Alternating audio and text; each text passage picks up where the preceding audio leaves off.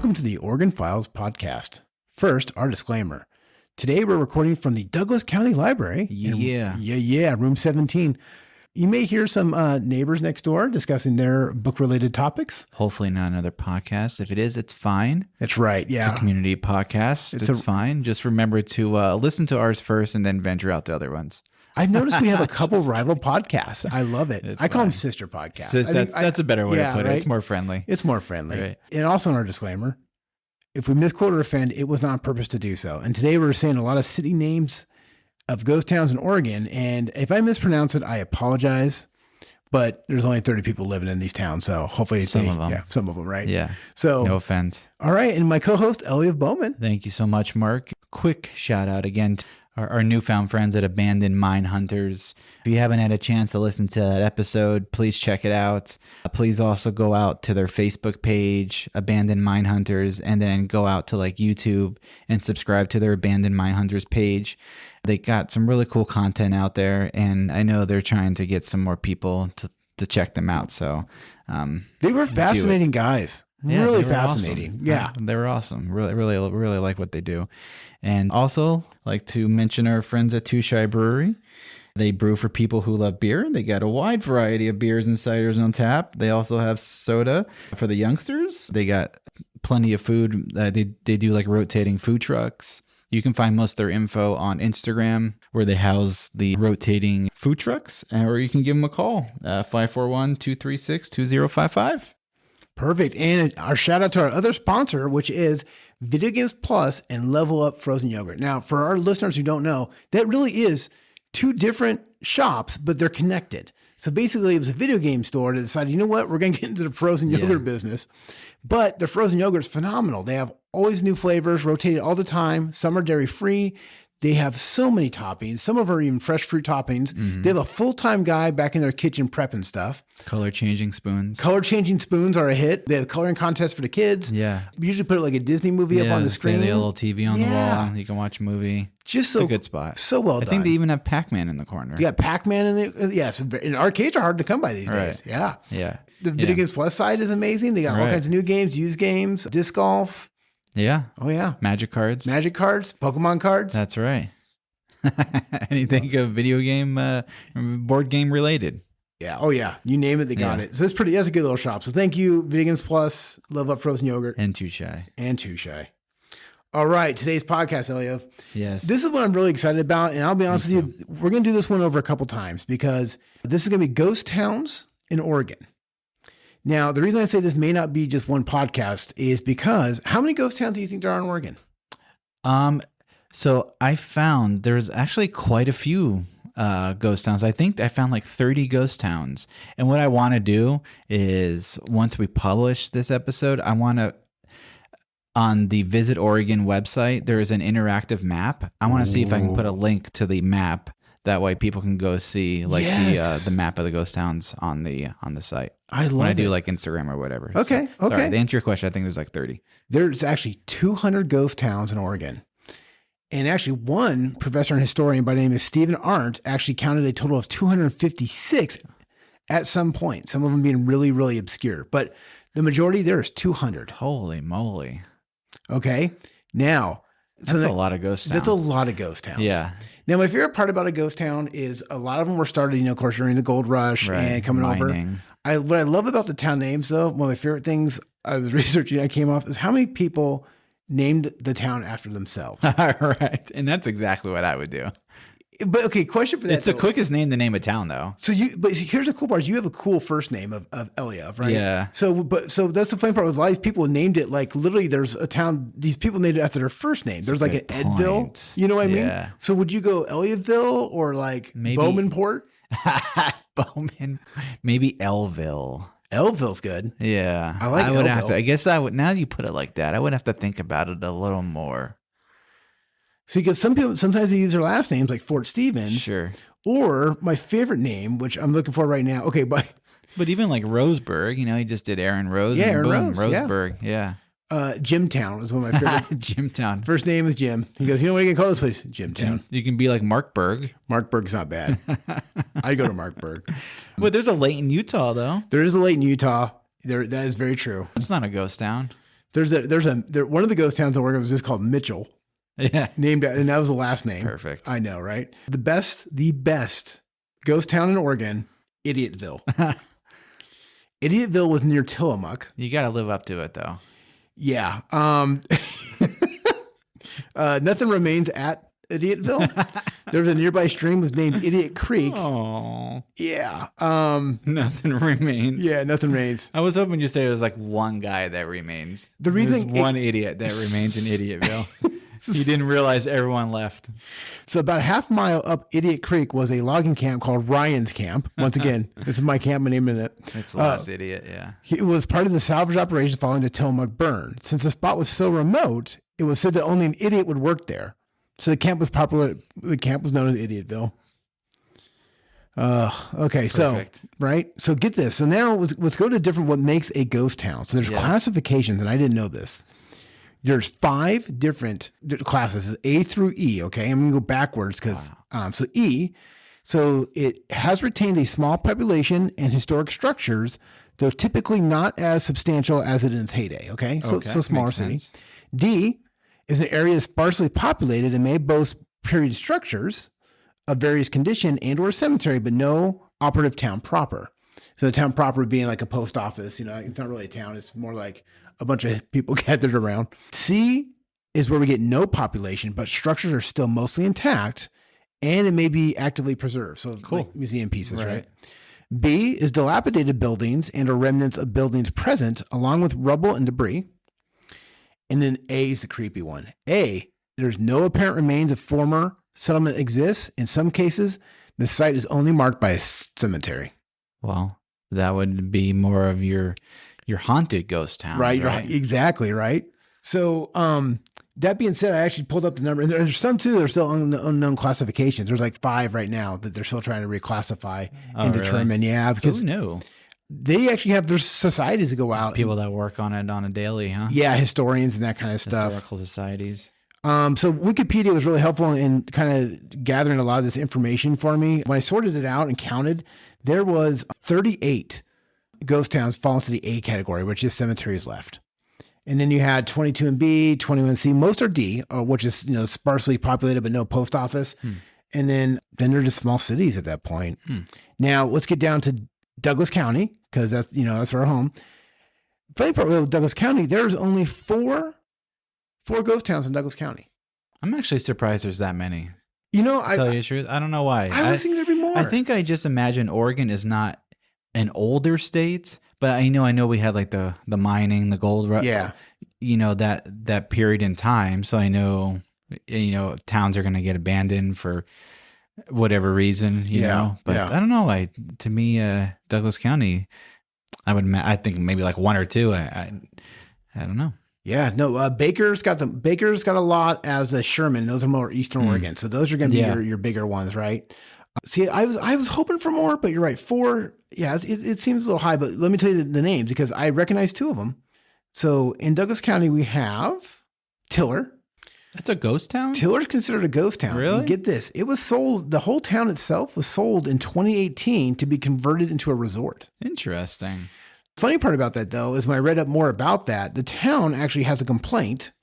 In October of 2022, this past October, local residents quoted in the Oregonian described Global Shopping Mall, who bought all of Tiller, Global Shopping Mall, as absentee business owners and complained that blackberry vines were overtaking the abandoned buildings, causing a potential fire hazard. Interesting. I had no idea. Yeah. I don't know what the Global Shopping Mall was planning to do with Tiller, but they bought it. They bought it all. It sounds like just a fake. Oh, like a scam company, right? Yeah. Global shopping. Yeah. It's one of those things. Yeah. And there's no one there. That's why would you buy Tiller? They said so after a year of negotiation, they were from Garden Grove, California. Global Shopping Mall signed a deed in September of 2018. And that's all it says. It doesn't say why they bought it. Yeah. A little Tiller there. Next is Scottsburg. Okay. Scottsburg, now their population really decreased because of the Great Flood of 1862 there. That will do that. Yeah, it'll do that. It just washed away. Scottsburg was named after pioneer Levi Scott. So there we got their last name there. Next we have Anloff. Anloff? Anloff. Is it Onlof. Is it I don't know. Onlof? I See, don't know. once again, I knew it was don't know. gonna. That one I actually Onlof, Anlof. when I drive the I-5, I actually see that one. Yeah. The sign for that is Right. and it's north of Yoncalla up there. Not much going on there. Just once again, just a small little thing that went away after whatever was the mill there. Nonpareil is the fourth one. Okay. Is it non? It's Nonpareil. So Nonpareil. Non-peril. Nonpareil. So this one here is just east of Sutherland, and I mean, it sounds like a ghost town name. If- Non-peril. right, it was named for the nearby Nonpareil quicksilver mine discovered between 1865 and 1870, which at one time was very productive. The mine no longer in operation, having closed in 1932. Nonpareil is French for unrivaled or unique. Now, here's the funny part is there was somebody famous that came out of Nonpareil.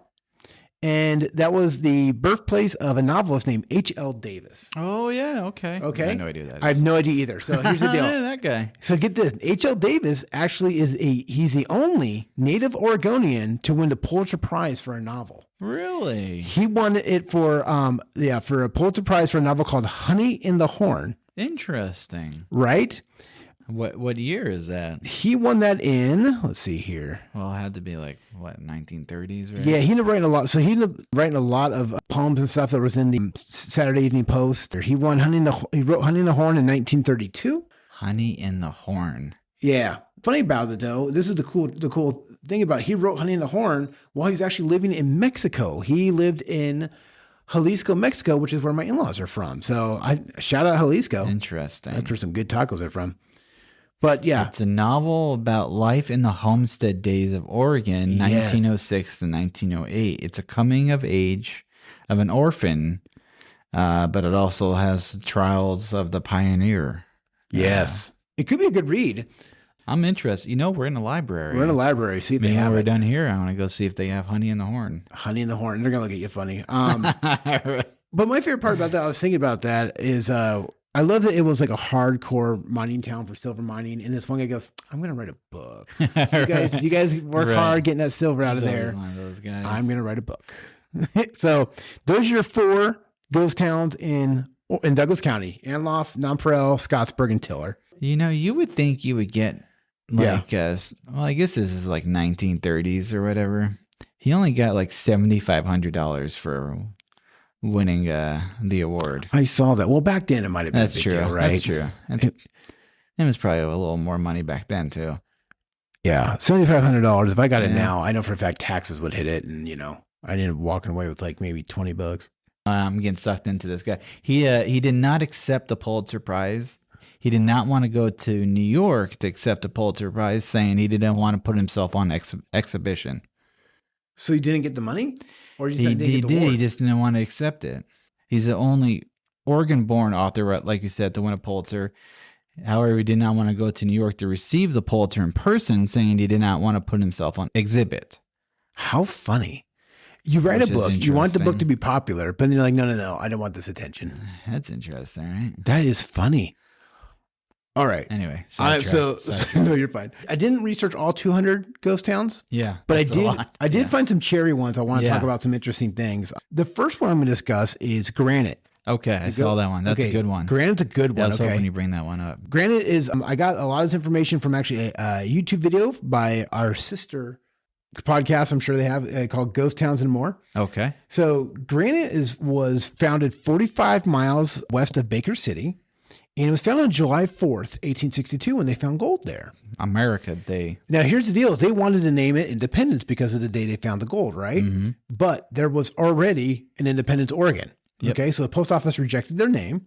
So then they're like, okay, well, there's a lot of granite around here, so we're going to name the place There's Granite. a lot of marble around here. Yes. It became a boom town about 1900, and they built a big hotel, Grand Hotel, called, it was a 42-room Grand Hotel. Yeah. Huge hotel, right? Large lodge. Yeah. Huge lodge. Now, some of the cool part about Granite is it's got a lot of cool legend stories and that kind of stuff. Some of them I'm going to cover here. There was a one story of a Chinaman, because they had a lot of Chinese immigrants there to help them dig, because the granite was sadly very prevalent, and so they needed a lot of manual labor to dig through the granite. One Chinaman found buried, actually randomly, he found a buried trunk with $7,000 of gold coins and cash in it. Okay. He found it and he turns it in. He's an honest guy. He goes in and goes, hey, I found this trunk. You need to find the owners, right? And they could not figure out who. No one reported it missing. No one laid claim to it. Nothing like that. So the city had no choice but to, and because the guy was honest, give him the $7,000. He retired. I mean, come on, that back then for a Chinaman, that was pretty exciting, you know? All right. That was cool. I'd be excited nowadays. No kidding. Yeah. It makes me want to go look, just randomly grab a shovel. And do All something. right. There's another story too in 1878 of a cook that got into a fight because he lost his pay playing at a poker event. And a fight broke out. And of course, the cook tried to run away. A guy shot the cook and the bullet went through his ear and got stuck in the back of his ear. And the cook had to walk 45 miles to Baker to get the bullet removed from his ear. Wait, to a baker? To Baker City. Oh, not like a baker. No. That was his friend. No, he had to go 45 miles to Baker City to get it removed. Walked 45 miles. The guy who shot him just left town. No hitchhiking. No hitchhiking, but man, you know, one of the things I love about old day stories is how many times people got shot and just like Right. endured it, got the bullet removed Right. and moved on. Well, when we talked about our newspaper, the duel in the Yes. street, two guys, like each one took like 5 bullets and like went home and had soup. Went home, had soup, pulled the Right. bullets out over the next couple Right. days. Yeah. You know, probably spit a bullet out the next morning when they're brushing their Right. teeth. Like, that's where I Right. went. There's also the story of the golden rat. So there's this guy was sitting on his porch and he's watching a rat run back and forth across his yard, and he kept going under a tree stump and then take off to somewhere. He wasn't watching where it was going, but he's watching it when it would come back. And finally he just like, oh, I'm going to shoot this rat. Right. So he shoots the rat and goes over to see what it was carrying, and it had a gold coin in its mouth. Now, do you believe that story though? Here's the kicker. He doesn't know because he watched that rat go back and forth. Yeah. So he goes to the tree stump where the rat was coming from, and he could tell that there was something there at one point. It became a big town story, and everyone came to this guy's property trying to find out where the rat was carrying stuff to. It's hard for me. I'm not right? telling anyone. Oh, they never found it. So if this rat was carrying gold from one spot to another, I Right. love that the rat had like some sort of Stash. knowledge of what Right. the rat could retire. The rat could retire. I have a feeling the rat was carrying just all kinds of stuff, and Right. the It last just thing he had to be a happened to gold have- coin. Yeah, right. that's more logical than like Right. it had like a secret stash in this Right. guy's stump. And once again, I know my yard pretty good, so like if a tree stump had gold, I think I know. I don't know why. I just feel like that would be like Yeah, I'd be you got a aware of good that. sense of it. Yeah. Yeah. Let's see what our stories about there. So, anyways, It's still operational. yes, it's still operational. Yes. You can go visit this place. That's right. In 1990, it only had 10 people. Yes. I guess it originally started with 38 people. Yeah. I mean, you know, if you piss off one of the other 9 people in your town, What do you do? that's spreading You to know, the other eight Do you get people. voted out? Like, you know, Right. I wonder how often do you think they go in on lottery tickets together? I hope all the time. You I know? hope they do a lot of potlucks. A lot I of hope they're all potlucks. friends, you know? It might be kind of fun. Have your own town, you know, just sort of 8 people. It wouldn't be a bad Do you idea. think outsiders are accepted?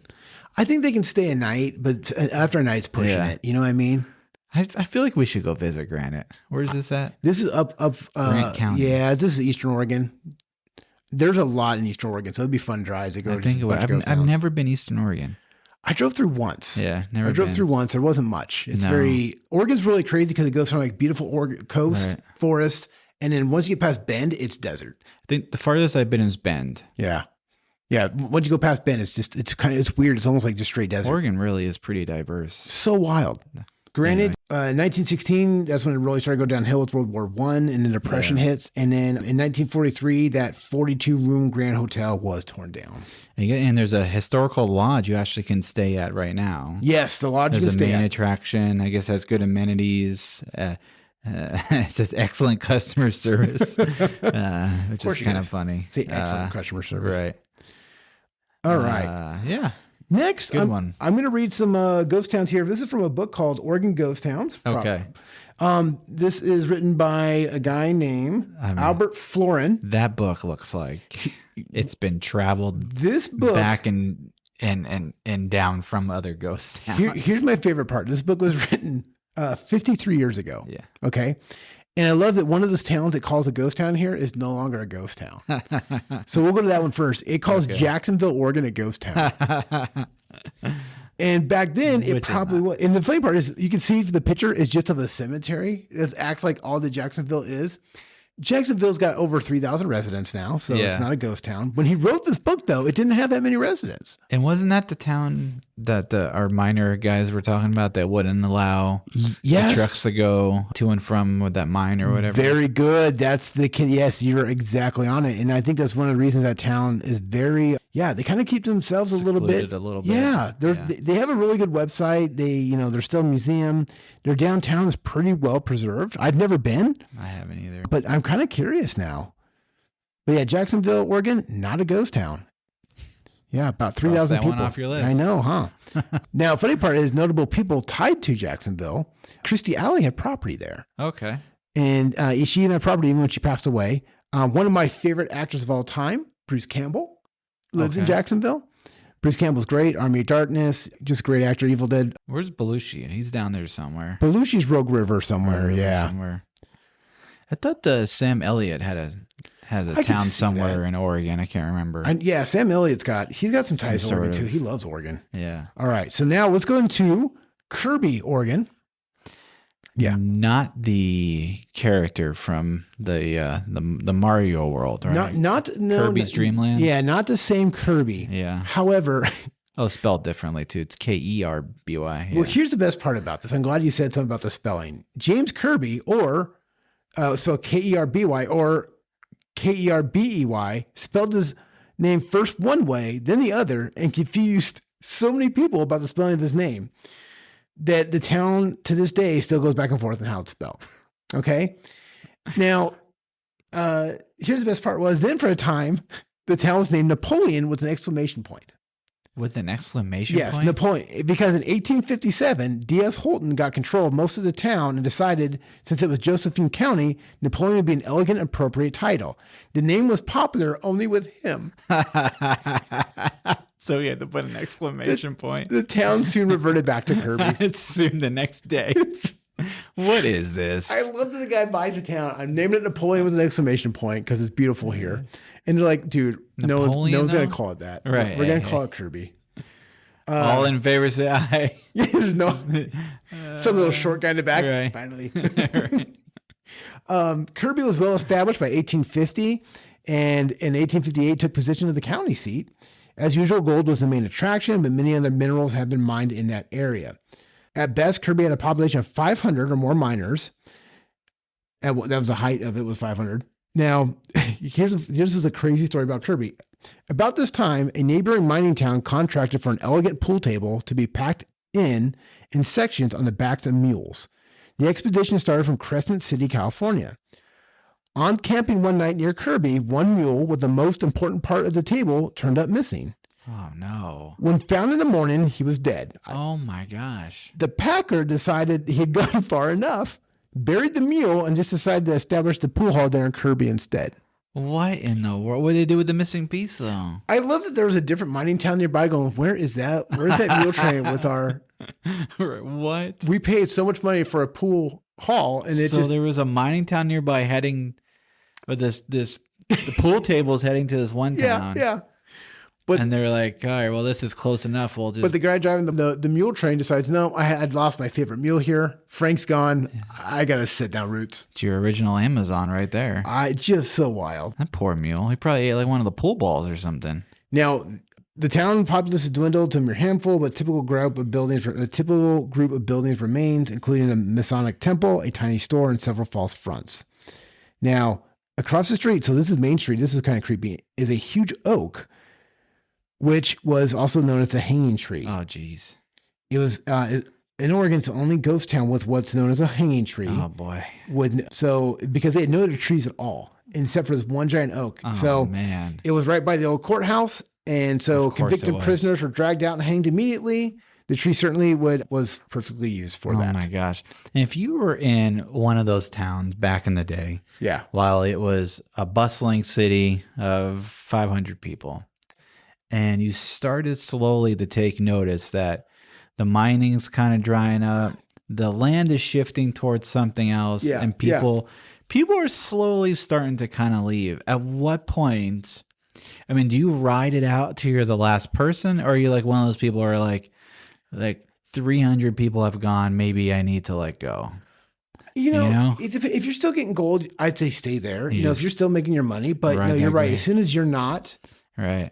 and as soon as you're not, and all of a sudden, like you can't get like good medical help, it's probably time to go. I gotta imagine there was probably like a few people that were maybe on the dollar spectrum. You know, they were You're not maybe, talking your top brass, right? Yeah. You know, and it took them a while to notice that everyone in the town was leaving. You know, and they wake up one morning and there's like only the bartender left in his saloon, and he's packing up all And his the bartender's calling the tabs. sarsaparilla. Yeah. Everyone's got to start paying up. Right. It must have been such a fascinating time to live in. Somebody like that. So next one I'm going to talk about is actually Hardman, Oregon. Okay. Now, here's the best part about Hardman, Oregon is it wasn't originally named Hardman. Right. I read on this one. Yes. So what? Two names. So this was there was two little cities that kind of combined It's a here, funny story. Yeah. right? So they were only a mile apart from each other, and their main thing was just the stagecoaches. They were just trying to do like a stagecoach stop. So this wasn't. This was just they didn't have no gold, no mine. They just want to be like a tourist stop, right? Right. There was Raw Dog and Yellow Dog. Those were the names of the cities, little stops, Raw Dog and Yellow Dog. And they're a mile apart in Morrow County. Is it Morrow? Morrow County, Oregon. Yeah. Yeah. So they really did kind of had contests to see which one was going to win. And then they would name the city after that. So really, Raw Dog won. The Yellow Dog just couldn't compete with Raw Dog. But all the inhabitants said, look, we're not going to live in a town named Right. Raw Dog. 1870 was actually named Dairyville, Yes. which I guess is pretty self-explanatory. I think there was a lot of farming and such. Yeah, no, Hardman, they just tried really hard just to have a stagecoach stop. Didn't really last. There's 20 to 30 people Still there. still there. Hanging on. It doesn't offer any services to its residents, though. Yeah. No You know, services. If you're in a town that doesn't offer any services, wouldn't that be kind of a Once again, if you want to jumpstart something, you know? they got to pay so little taxes. Like I started thinking about this. Like, is Right. anyone is it anyone coming in and make them pay their property taxes, or there's like they can't be paying too much of something, right? I cannot you imagine. grow your own stuff and just be Right. quiet, right? All right. Maybe it's an easy life. Maybe we're working Maybe too hard it about is. this. All right, that's Hardman. Now let's go to All right, that's hard. Shaniko. Yeah. Shaniko. Uh, And the reason I say it two different ways is Shaniko. Shaniko. Wasco Now- County. Yes. Now, Shaniko was once the wool center of the world. It owed its birth to wool and to wheat. So it wasn't really gold or anything like that. Right. It just became a huge, big area where they just had so many sheep. And so that became its big thing. Now, the funny part about why it got its name, because basically it's just one big sheep ranch. The hard part with Shaniko and the why it didn't really make it is it had a hard time with water. So they just didn't really have a good source of water for the most part, that even to this day. The spot was, so basically some bankers got together and decided like, this would be a good stop though. We can raise a bunch of sheep here. Mm-hmm. We're right near the train tracks. Yep. We're going to make it. And this is going to be the biggest thing. So these Right. bankers got together and they started going off. It went off like crazy. They got Right. wool down all the way to California border. It was perfectly positioned near all transportation roads. Yes. Yeah, like you said, ironically, the creation of a new railway from Portland to Bend, it actually pulled business away from Shaniko. That's what did it in. And then That a is- declined population, and I guess there's about 30 residents today. Yes. And then where it got its name from is in 1874, it was a German immigrant named August Schereniko arrived and bought out the bankers that started it, the Wards, John and Elizabeth Ward. But being industrious and possessed of many other good qualities, he prospered. And then, of course, the post office was started. And he had to run the post office. This is my other favorite part too about these towns. Whoever got there first and named the city and got a post office Right. usually ran the post office. Right. You have to get a job, You got to get a job, right? and then you can kind of pick and choose on how fast the mail goes out. That's right. You can make the calls. Right. Shaniko got his name because that's how the Native Americans pronounce his last name because they couldn't pronounce the Interesting. German last name. So they call him Shaniko. Now, the funny part is that guy raked in the money. The first year he was there, made $2 million off the wool. And the next year he made $3 million. They say when he retired in 1887, he was raking in about $5 million a year off the Holy wool. moly. And that's today or yesterday's money? That was that day's money. Wow. So back then, $5 million. I mean, so then he just retired and moved to California. Yeah. And Well, where all good retirees go. I noticed that a lot. Before it was called Chinico, it was called Cross Hollows, by the way. That was the I like name. Cross Hollows. Cross Hollows though. is a cool name. And I think my last one I want to go over is a really interesting story. So next one I'm going to bring it up on my phone. Another one. So have you heard of Bay Ocean? No. I got a Okay. good one for you too after you read Okay. that one. Well, let's go over Bay Ocean because Bay Ocean, Oregon has a crazy tragic story. Is it by the ocean? You know it. Is it a bay? It is known as the town that fell into the sea. Hmm. It was a planned resort community founded in 1906 on a Tillamook Spit, a small stretch of land that forms one wall of Tillamook Bay. Bay Ocean's post office was established on February 4th, 1909, and by 1914, the town's population was 2,000. Only a few decades later, however, Bay Ocean had become a ghost town, having had many of its attractions destroyed by man-induced coastal erosion. The town's unforeseen destruction is believed by many to have been caused by the residents themselves. So Interesting. How did they cause it? So get this. So the location of Bay Ocean was said to have been discovered by co-founder Thomas Irving Potter while sightseeing and hunting along the Oregon coast. And he decided, you know what, I'm going to make this the Atlantic City of the West. So believing the site to have an exceptional view of both Tillamook Bay and the Pacific Ocean, the new town's name was logically derived from both. So Bay Ocean. Bay Ocean had many features in common for a small town of its time, including a dance hall, a hotel with orchestra, a 1,000-seat movie theater, a shooting range, bowling alley, tennis courts, and a little rail system, and 4 miles of paved streets. Okay, so he made this a beautiful little city, right? It even had a cannery, a tin shop, and a Texaco gas station. Now, the decline. Despite having paved roads, Bay Ocean was not connected to the rest of the country until the 1920s. Most residents and tourists arrived in town. T.B. Potter hit a steamship called the SS Bay Ocean, and it was a 3-day trip from Portland. The final leg of the journey, though, entering into the unprotected mouth of Tillamook Bay, could provide a rough and frightening experience for passengers. So the residents of Bay Ocean got together and asked the Army Corps of Engineers for a protective jetty to reduce the waves. The problem was they did 2 jetties, and the way they did the jetties and the angles in which they did them actually just caused the waves to hit them harder. And in 1932, waves from a massive storm finally crossed the beach and destroyed most of the city there. The spit itself was further damaged by winter storms in 1939, 42, 48, and 52. Why didn't they just get 4 miles of road? Right. So in 1960, Bay Ocean's last house was washed away. And in 1971, the last remaining building, a garage, finally fell into the ocean. That's wild. Bay Ocean, the city that fell into the, That's interesting. Wild, huh? Yeah. So those were just some of the ghost towns I found. What'd you find? This one is called Antelope. Oh, yes, in yes. Northern Okay. Oregon. This was not too long ago. In the 1980s, it was a house to unwanted bioterrorist group who rolled into town and renamed it from Antelope to Rajneesh, Oh, yes. disguising itself as a utopian society. Now, Oh, boy. you may have seen this. Is this a Netflix special? I think so. Yes. So the original townspeople actually fought hard to keep their town from being completely taken over. It wasn't until the group's criminal actions were discovered when the original townspeople won their town back and reclaimed it. Antelope. Antelope is a northern ghost town. It's in Wasco County. In 2012, it had a population of 47. In the 1800s, it served as a connection between gold mines and Canyon City with the Columbia River. In 1872, it was established by Howard Maupin, who operated a horse and cattle ranch. The stage depot was brought by Nathan Walsh, who became known as the town's first postmaster. Again, the first postmaster. I love it. It was originally incorporated in 1901 before its population of 250 steadily declined with changing times. Now, Maupin, it's interesting. There's another town up there named Maupin. Yes, there is. And I guess yeah. it's a really good place to do river rafting and stuff like that. So Okay. this one, have you ever seen the show Deadwood? I think on HBO. Oh, yeah. Ian McShane, right? Yeah, this is Canyon City. Okay. It had 700 people, which was pretty good. Yeah, that's pretty good. It's one of the largest ghost towns. It's in Grant County. It was established 1862 when gold was discovered. It was actually known as Deadwood of Oregon. Wow. It features Boot Hill Cemetery, where a lot of actually gunfighters were buried. Gold mining was made illegal by the federal government in 1942. I did not know that. Canyon Creek was outputting as much as $5 million in gold per year. Wow.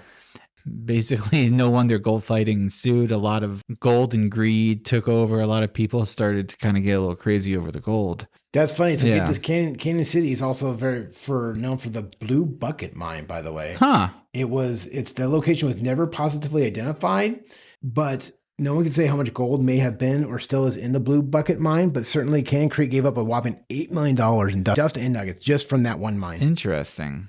This one is called Milliken Ghost Town. Ooh. It's in Deschutes County. Okay. The story of Mr. William Mellon, the town's only surviving permanent resident. He was murdered by his own employee in 1988. Oh, jeez. This also made the murder rate for that town jump from 0 to 100. After Mr. Mellon's murder, the town had no one left to run it until it was purchased in 2000 and was leased to the Murray family, who reopened the Milliken store in 2002. But in 2005, there were not enough customers to make the business sustainable, and it closed again, and the family left. Milliken was founded by George Milliken. He was, again, with the post office opening. Yes. He was the postmaster. He retired and sold his ranch. But how sad, though. He finds his town, then someone just... Let's see here. The last one that I have is Greenhorn City in Baker and Grant counties. That's in this book, too. Greenhorn. Like most ghost towns, the city was mostly abandoned after federal government shut down mines in 1942. Even with the shutdown, the town was tiny owing to the high altitude and practicalities of navigating up and down the mountain there. In 1865, part of the town caught fire. In 1898, it was rebuilt to host a sustainable population in the first part of the 20th century. When you enter the ghost town, you actually pass by something that says, "Welcome to Greenhorn, Oregon's smallest and highest incorporated city." There are cabins, about 20 part-time residents. There's great spots for photographs, a lot of items and structures frozen in time, like mining carts. I wonder if our good abandoned mine guides have been here. Yeah, Greenhorn, yeah. There's no legal residence there. There is a city council and mayor who also serve as a historical preservation society. Do you know why it got the name Greenhorn? No. So get this. There's a story about two young men from the East Coast where they showed up because they were told that you could hit a pickaxe anywhere in the ground in Oregon and strike gold. Really? So they showed up in 1890, they walked into a bar, a saloon, and they asked where they could find gold. And some of the more seasoned customers, the seasoned guys go, well, seeing an opportunity for a joke, took them outside and pointed at a random spot, the side of a hill above the town, saying that's likely a spot to dig. Dig they did, and a couple of days later, they came back with a huge nugget. Cool. Joke's on them, man. The piece was of blossom stuff, which means it's richer. I guess it's richer and that kind of stuff. So that's how it got the name Greenhorn, Oregon, is because two greenhorns showed up, and as a That's joke, funny. Isn't that wild? I bet those guys from the saloon. Oh yeah, can you Probably imagine? so mad. Yeah, I love that's how it got its name. All right. Oh man. So no, ghost towns are Yes. fun. That's interesting stuff. And the fact that Oregon has over 200 something of it is pretty wild. Yeah, we have to go visit a couple. I would love. We're to. gonna have to now. That'd be fun. Yeah. Yes. Ghost. gosh. Okay, I forgot. Ghost town etiquette. Yes. I did not know that. Yes. There is. You're not supposed to take souvenirs from a ghost town. I didn't. I mean, it makes logical sense. You should just take stuff. What anyway, about right? from a souvenir shop though? I think it's different. Right? Okay. I think it's okay. If you pay money for it, it's okay. But you're not Collect supposed my to like. bottle openers. Don't take parts of buildings and things like yeah. that. Yeah. Take a bench with you. Shaniko, when it was part of a TV program in the 70s. And once they talked about that, people started showing up. And so the residents there had to board stuff up because people were just walking away with the town in their cars. I would be afraid that I would be like cursed. That's just it. That's why you don't do it. What's do it. What's the famous tomb in Egypt when they dug up like his the mummy? King Tut. King Tut. Yeah. 7 people died stuff's after. cursed. Right, exactly. That's what I would be afraid. And there's so many cultures that have. I know in Hawaii, you can't, the white sand beaches or something like that, you're not allowed to take any of the white sand. There's even like signs posted about it, but it's people who have snuck it out have had bad fate. Yeah. Yeah. Wild. Don't do it. Don't do it. All right. Maybe that's why that donkey died. That's true. The donkey took something from a goat. Died. Right. You want to hear? Okay, I'm going to try and do a couple dad jokes for you. Do them. Okay. Yep. Now, Your turn. for the listeners, Elliot got me this really cool joke a day calendar, and most of them, okay, but there's some gems. There are some gems, sir. This is my equivalent of a Oh, good. You got digging the mine for some good jokes. All right. Read this one too many times. I love it. So yesterday, a clown held the door open for me. I thought it was a nice gesture. It's so good. It's such a good joke. All right. Do birds know where they're going when they fly south for the winter, or do they just wing it? Oh, no. When I was in quarantine, it was hard to be funny. I could only make inside jokes. That's a good one. I like That's a that good one. joke. I'm mad at you for making me skate on this frozen lake. You and I are on thin ice. Oh. Wah, wah. Do you like the game Battleship? Yeah. Well, it's pretty hit or miss. I had a job at a glass factory once, but got fired for withholding information from my boss. He said transparency was very important to him. This one's timely. I don't like Russian dolls. They're so full of themselves. Oh, boy. Okay, why don't ants ever get sick? Why? They have antibodies.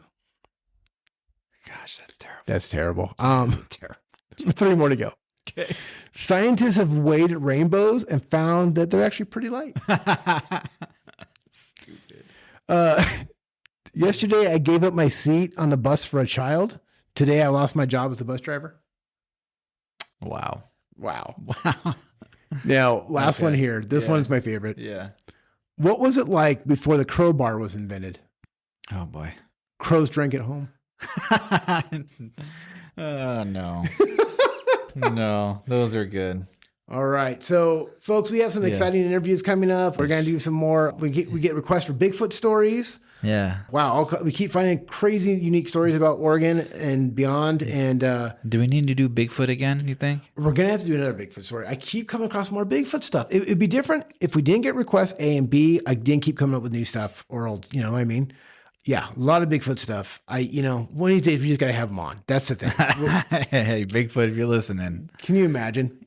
get a hold of us. And if you do want to get a hold of us, email the Oregon Files Podcast at yahoo.com.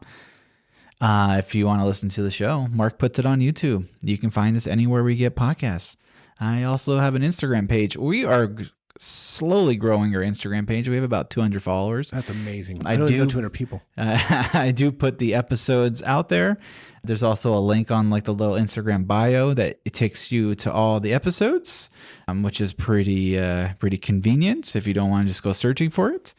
And like Mark said, we have an interview lined up. Not trying to spoil it or anything, but it is pet related. And Who doesn't love their pets? right, it's a good one coming up sometime in the few weeks. So I love it. again, we just appreciate everyone listening. Yes, and, thank you so much. This is like our 30-something episode, so I can't believe we're already here, and we just say thank you to everyone. So Thank you.